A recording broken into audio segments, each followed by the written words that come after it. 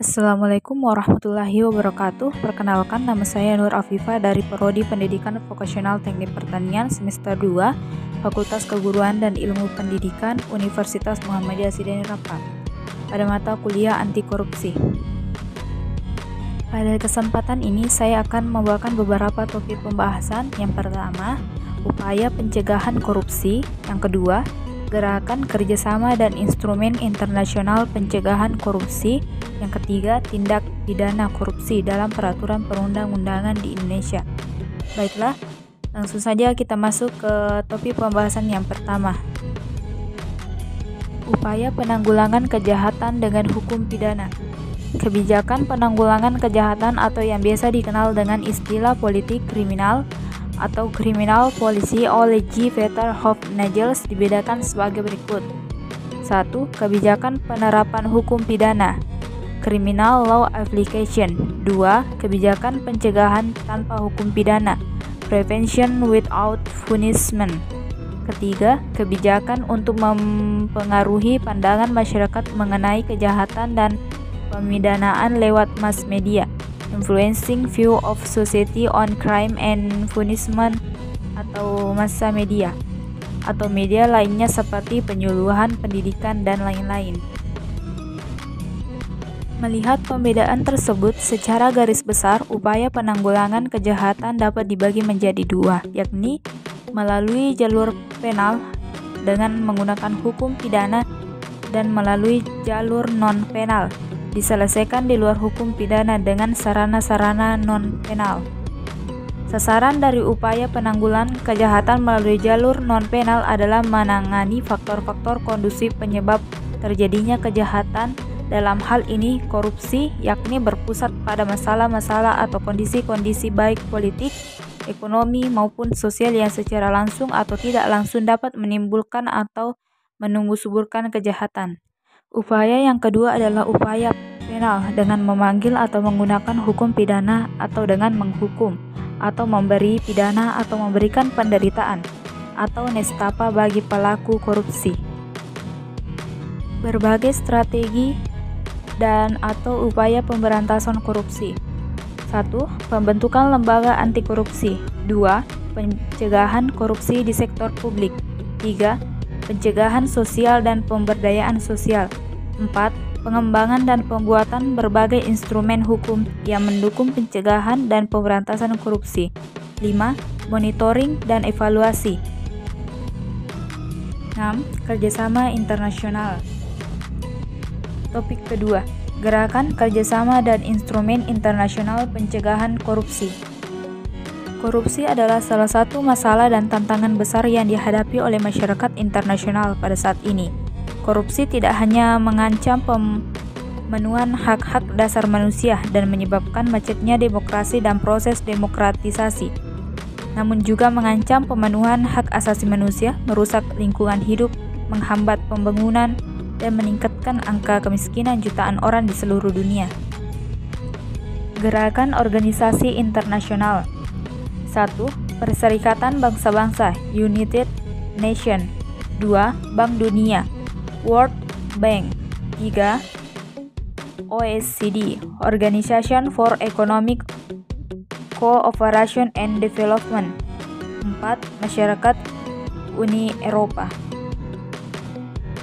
Gerakan lembaga swadaya internasional International NGOS.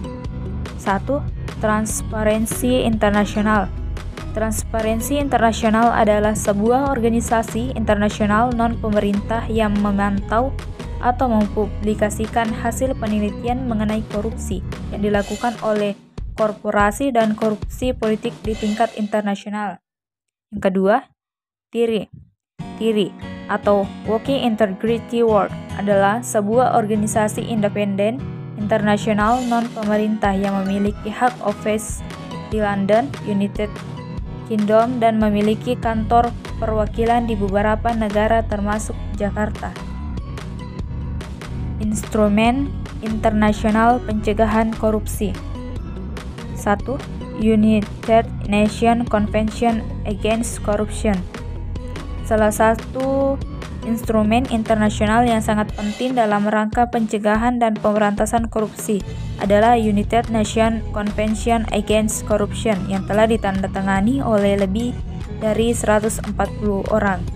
Penandatanganan pertama kali dilakukan di konvensi internasional yang diselenggarakan di Merida, Yucatan, Meksiko pada tanggal 31 Oktober 2003. Beberapa hal penting yang diatur dalam konvensi adalah masalah pencegahan, kriminalisasi, kerjasama internasional, pengembalian aset-aset hasil korupsi. Yang kedua, Convention on Bribery of Foreign Public Official in International Business Transaction adalah sebuah konvensi internasional yang dipelopori oleh OECD. Konvensi anti-suap ini menetapkan standar-standar hukum yang mengikat negara-negara peserta untuk mengkriminalisasi pejabat publik asing yang menerima suap dalam transaksi bisnis internasional. Topik ketiga, tindak pidana korupsi dalam peraturan perundang-undangan di Indonesia. Sejarah pemberantasan korupsi. 1. Delik korupsi dalam KUHP. 2. Peraturan Pemberantasan Korupsi Penguasa Peran Pusat Nomor PRT garing Perpu garing 013/1950. 3. Undang-Undang Nomor 24 (PRP) tahun 1960 tentang tindak pidana korupsi. 4. Undang-Undang Nomor 3 tahun 1971 tentang pemberantasan tindak pidana korupsi. 5. Kitab MPR Nomor 11/MPR garing 1998 tentang penyelenggara negara yang bersih dan bebas korupsi, kolusi, dan nepotisme. 6. Undang-Undang Nomor 28 tentang penyelenggara negara yang bersih dan bebas korupsi, kolusi, dan nepotisme. 7. Undang-Undang Nomor 31 Tahun 1999 tentang pemberantasan tindak pidana korupsi. 8. Undang-Undang Nomor 20 Tahun 2001 tentang perubahan atas Undang-Undang Nomor 31 Tahun 1999 tentang pemberantasan tindak pidana korupsi. 9. Undang-Undang Nomor 30 Tahun 2002 tentang Komisi Pemberantasan Tindak Pidana Korupsi. 10. Undang-Undang Nomor 7 Tahun 2006 tentang pengesahan United Nations Convention Against Corruption 2003. 11. Peraturan Pemerintah Nomor 71 Tahun 2000 tentang peran serta masyarakat dan pemberian penghargaan dalam pencegahan dan pemberantasan tindak pidana korupsi. 12. Instruksi Presiden Nomor 5 Tahun 2004 tentang percepatan pemberantasan korupsi. Latar belakang lahirnya delik korupsi dalam perundang-undangan korupsi. 1. Delik korupsi yang dirumuskan oleh pembuat undang-undang. 2.